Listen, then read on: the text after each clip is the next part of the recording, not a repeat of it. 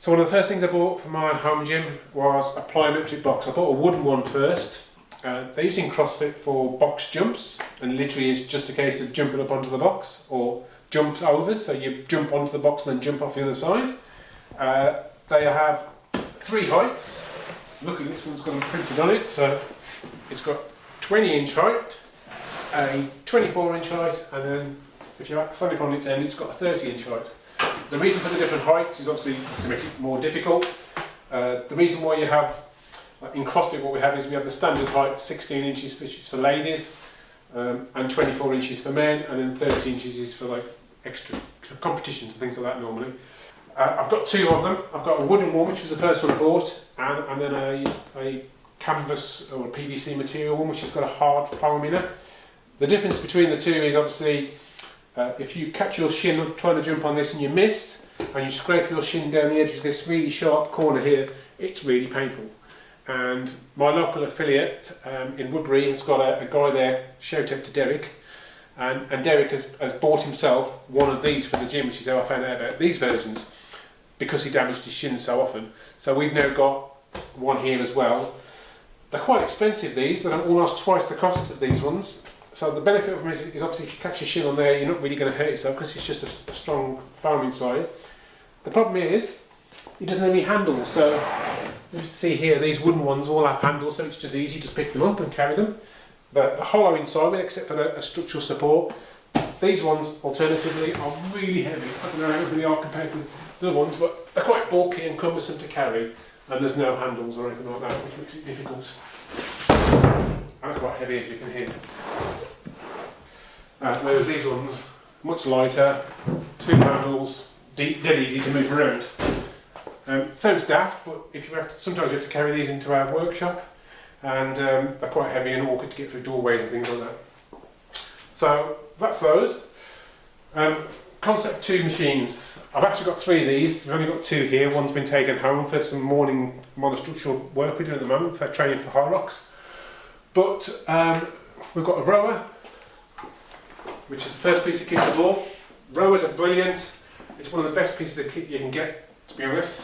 Works every muscle group. All these pieces of kit are the Concept 2 piece of kit, except for the one on the end.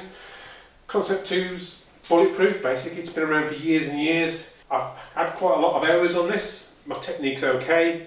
I wouldn't say I'm brilliant, but I'm not bad either. So yeah, I've put a lot of time and effort into one of these, which is going to come in handy when we get a Hyrox this weekend, because obviously you do 1,000 metres on a row machine. I've also got a Ski Erg. So the Ski Erg was a fairly recent purchase. I bought this last year.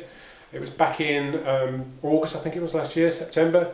And the reason I bought it was mostly for rehab. When I had my operation on my elbow, couldn't really bend it, couldn't do much with it, and I was told some of the exercises to do with the physio. And one of those exercises which I thought would be really good would be to this sort of exercise, because obviously it's a slight bend.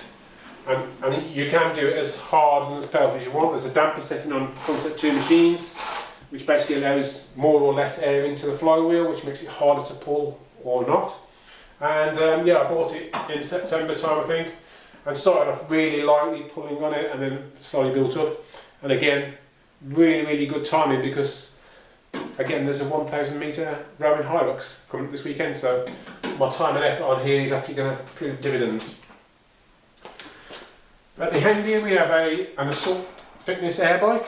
The reason we bought this, it came up cheap in the pandemic. It was from a gym that was a gym that was upgrading its bikes. It was upgrading from these bikes, which don't seem to be that sturdy compared to later models, and especially in gym environments, commercial gyms where they're being hammered every single day, not really taken that good care of. So I bought it from a gym in Wales that was upgrading to Rogue Echo bikes. A friend of mine bought it down here, and we've had it ever since. Been a really good purchase, really good if you want to burn some calories, get a good body workout. Everybody has a bit of a love-hate relationship with an assault bike, but yeah, I like them.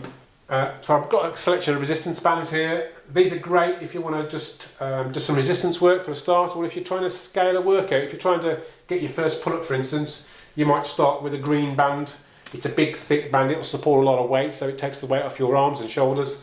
And then you work your way up, like onto the purple, and then onto the black, and then finally onto the really skinny red one, which is more psychological than anything. So they're really good. They're a really good purchase for any gym, and they're really cheap. I think 40, 50, 60 pounds for the whole set of these. A couple of weight belts to support your back if you're doing Olympic lifting, deadlifts and things like that, and squatting. What else is here? Headphones if you're doing a big long workout. I've also got a computer just over there, and that computer can be playing music. We've got some big speakers on the floor, and that allows us to have some sounds playing and movies if you're doing a long workout. I've also got up here a couple of accessories for the rower. So there's a seat pad for long endurance workouts and gloves. I've got 2 sandbags in the corner. Sandbags are a nice cheap add-on for any gym. I think these only cost me about £40, something like that. You can do sandbag cleans with them, you can do sandbag holds, carries. There's quite a few workouts you can do with them, so they're quite flexible. I've also got a weight vest. So this basically just goes over your head, like so, and then straps forward over here. And what that allows you to do is have some extra weight. These are tactical fitness weight vests. I had a couple of different ones. I had a decathlon one at one point, but it didn't feel quite comfortable when you're running. And the idea being is it's just to scale the difficulty to make it even worse. CrossFit's all about making yourself in pain, and one of the workouts they do is Murph, where you wear a vest like this in memoriam to the hero behind the workout. And a lot of the time you wear these if you're going to do running and those sort of workouts, because it just adds extra weight to you, makes it uncomfortable.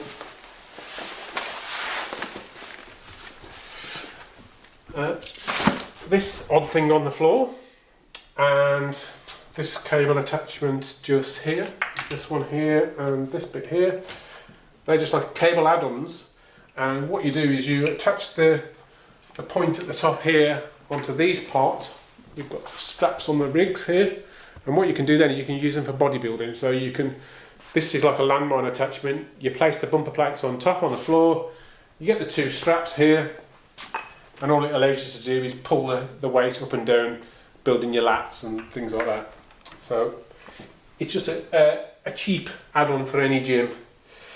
I've also got some gymnastics rings. These are slightly different to some of the rings you see, because these ones have got a little carabiner attachment on them, so you can attach them to straps and things like that. So if you just look up here, you can put them over the top of these, you can put them onto straps like that, any of that sort of thing. Behind that, a selection of jump ropes. Anyone who's trying to learn double unders will have probably gone through about 10 different sets of jump ropes at one point or other. I've got a nice thick one here, which is slightly heavier than normal, which allows you to hear the thwack, as the noise as the rope passes underneath you and hits the floor, if you're doing it properly. And so it's supposed to be good for learning timing. And then you've got slightly different variants here, speed ropes, which are skinnier and things like that, to make it, as you get better at double unders, you'll be able to do them faster. The ubiquitous mirror that you have in a gym, not because we're really vain here. The reason the mirror's there is so we can actually see how bad our technique is. I won't say how good our technique is, but how bad our technique is. Myself and my daughter also film ourselves as well. Look at the video clips later on to analyse whether we're doing it properly or not. I've got a selection of hexagonal dumbbells here, and they're in sets from really small 2.5 kilogram ones all the way up to the CrossFit RX weight, which is 22.5 kilogram ones, these big beasts here. Luckily, being a master, being an old guy, next year when I'm 55 I won't have to use these in CrossFit anymore unless I want to, because the CrossFit weight drops in, I think, to either 17.5 or 15, so it'll be a lot easier on the arms. Down here I've got some ab mats for abdominal exercises, foam roller, somewhere under here for mobility, lacrosse balls for mobility. What else have we got? A selection of wall balls and medicine balls. So I've got a 6 kilogram ball, which is the same ball we'd be using at Hyrox, which you have to do 100 wall ball reps with that. That's normally in CrossFit a ladies weight ball, so I don't usually use one of those. We usually use a 9 for men, but I'll take the 3 kilogram difference in weight as a massive advantage, because we'll probably be dead by the time I get to that anyway. And I've also got a baby one, a 3 kilogram one, just for technique and playing around with. I've also got a slam ball, which is 9 kilograms. Down here we've got the Hyrox bag I bought this year, which is a 20 kilogram sandbag, and it's used for sandbag lunges. So basically just hold it on the back, doing your lunge and walking forward. It's got loads of different handles in different places to use, which is handy. What else have I got down here? We've got a selection of kettlebells, some really small ones which I was using during rehab last year, and I've got a pair of 24 kilogram ones which luckily I had one of. I had to buy an extra one just for the farmer's carry practicing for Hyrox. They're coming in really handy at the moment, so they're worth their weight in gold. Another universal add-on for the gym is a fan. Again, bought that when we first set the gym. It's really useful, directional, kicks out a lot of air. I've also got a load of barbells now. I've got the PVC pipe, which is good for mobility when you're first starting your workout, good for learning techniques if you don't know what you're doing. I'm not saying I do, but there you go. I've got a 2.5 kilogram technique bar. It's a short bar, but just nice for learning things. It's proper. It's actually a proper bar with bearings, so it does rotate, and it does take a Olympic lifting plate as well. Just not many of them, and you can't drop the bar obviously. I've also got I think it's an Again Faster 7 kilogram bar, slightly bigger. Again, it's got bearings, so you can put Olympic plates on it, standard Olympic plate size. This is a ladies bar, so this is the bar that Easi uses. This is a 15 kilogram bar. So we're on to like proper size bars you'd see now in any gym or a CrossFit gym. And then finally, just over here in the corner, I've also got a man's bar. This is a Wolverson Fitness bar that I bought, one of the very first things that I bought here, which is my barbell. And I've even got that staple of home gyms, an Easi Curl Bar to get all the gains from biceps.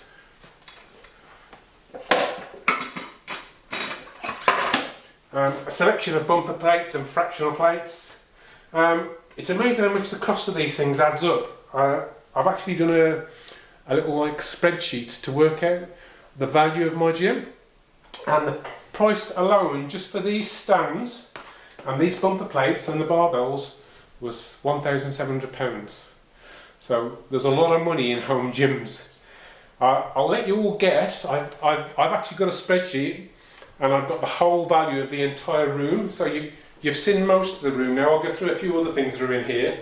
But then once you've got that in your head, leave a comment below to see if you can see an approximate value of this gymnasium, because you'd be surprised how much money goes into home gyms. This was built up over, I don't know, 5 or 6 years. So, because it becomes a bit of an obsession with the home gym, you don't realise how much you're spending on one. But yeah, it's built up and built up and built up. I've also got in this corner a set of Paralletes bars. My triceps are horrendous, and so trying to build some strength into my triceps with some dips. I've also got, what else have we got here in the corner? I've got a selection of boards around the room, dry weight boards. The reason we've got those is just to track PBs more than anything. The way we use it is the big board at the front of the gym there. That's today's workout and scores and what we did and things like that. We've got a little PB board there for Isabella. We've got some Perspex boards on the wall here just to stop us kicking through the wall, because it's only plasterboard walls. And then we've got another 2 PB boards over here for me. So they're just you know, the one thing I think that you really learn about yourself when you're trying to do any sort of exercise, fitness, etc., is write down what you're doing.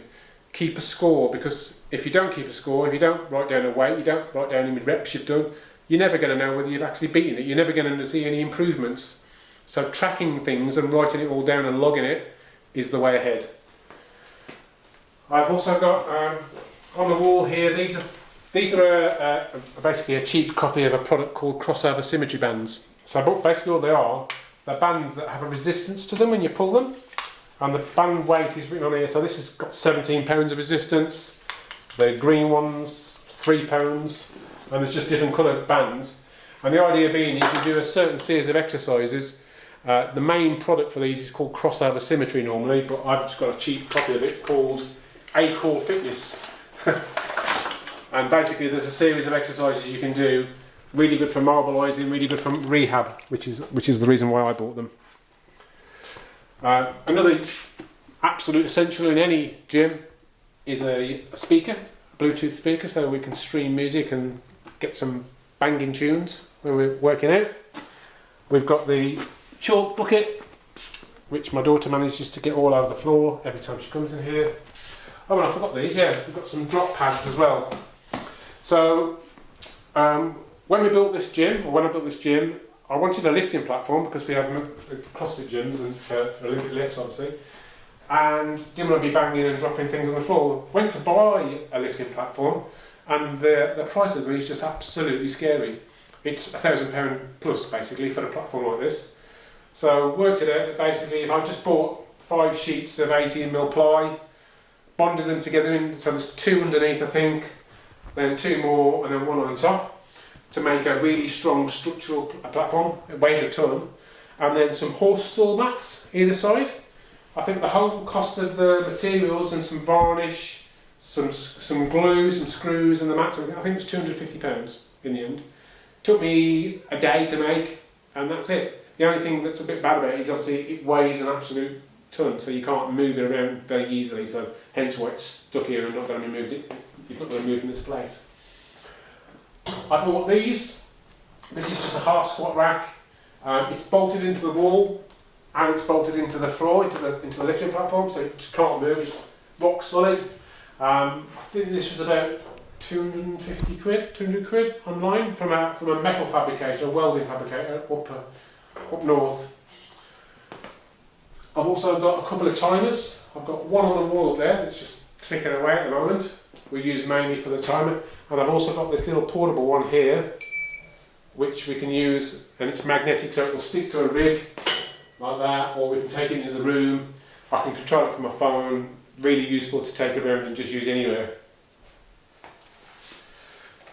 As part of this rig setup as well, I bought these at one point to use at home and to here. So these are drop pads.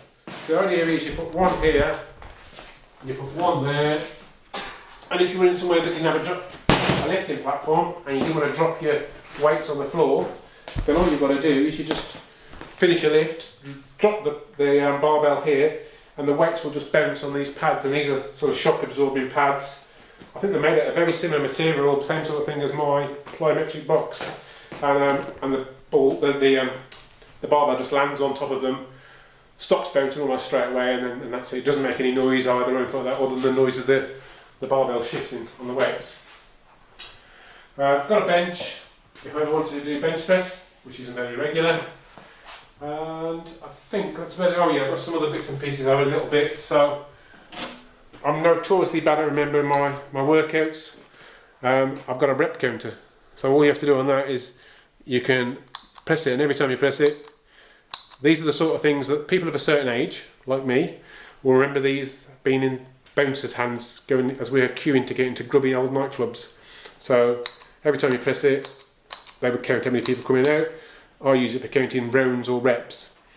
I'm notoriously bad at remembering which round or rep I'm on, so I end up doing too many or too little. Got a selection of different types of barbell collars, and a friend of mine runs this business. It's a company called Adapt Tape. These things are brilliant. So it's tape to use when you're training. It's a special type of tape. It wraps around your fingers brilliantly and protects you from blisters and calluses and all the badness from Olympic lifting. One other thing that you have to take into account when you're making your home gym is matting. Now, my matting's bought in different collections over the years, so some of it doesn't quite match with the rest. but I think the matting in here cost an absolute fortune as well. I think that was about £300 or £400 just in matting, and it's all it is I think it's 1 metre square, and I think it's about, I don't know, 15mm, 20mm thick crumb. It's called crumb matting, but it costs an absolute fortune. It's a necessity, again, because you don't want to be kneeling down on concrete and dropping things on concrete, so it makes it worthwhile having. One other gadget I've got, saw this on a video. Matt Fraser, was the 5-time CrossFit champion, was raving about it, and you could never get them online. They were always sold out, but eventually one of the Amazon sellers came into play, and I bought one. The idea being is it's a forearm trainer or a shoulder spinner, or they've got different names online, and all it is, it's just got 2 bearings inside, so each one of these parts rotates like that. You grip it, and the idea being is you hold it outright so the weight's on your shoulders and your arms, and you spin it literally like that. And you do feel this quite considerably only after about 15-20 seconds of doing it. This was the heavier model. There's 2 models, I can't remember what the weights were, but this was the heavier one. Me thinking, oh, it'd be dead easy, bought the heavier one. Probably a bad idea, and I should have got the lower weight one. But basically all you have to do is you just spin it round and you hold it out. And what we've done as a workout using this for is sort of 30 seconds on, 30 seconds off, passing in between myself and my daughter, or resting in between. It was quite an expensive gadget. I can't remember the price now. Would I buy it again? Yeah, it's a useful piece of kit. It's just remembering to use it and incorporate it into your workout. The best thing about it being is it's sort of non-impact, it's not dangerous. You're not going to hurt yourself with this. I think that's probably why Fraser bought it, is because he always talked about the longevity of his career. Doing something like this isn't going to like break anything. You're not going to drop a bar on you or something using this, and you're still training the muscle groups. So yeah, that's why I've got it. Hope you like my gym tour. Have a guess at the value of this gym and put it down below. Hopefully my wife won't see this video, because otherwise I'll be paying out a lot of money in clothes in compensation for all of this over the years. But yeah, have a guess below. Write down what you think it's worth down below, and I'll post later on in the week and let you know who's got the closest to it.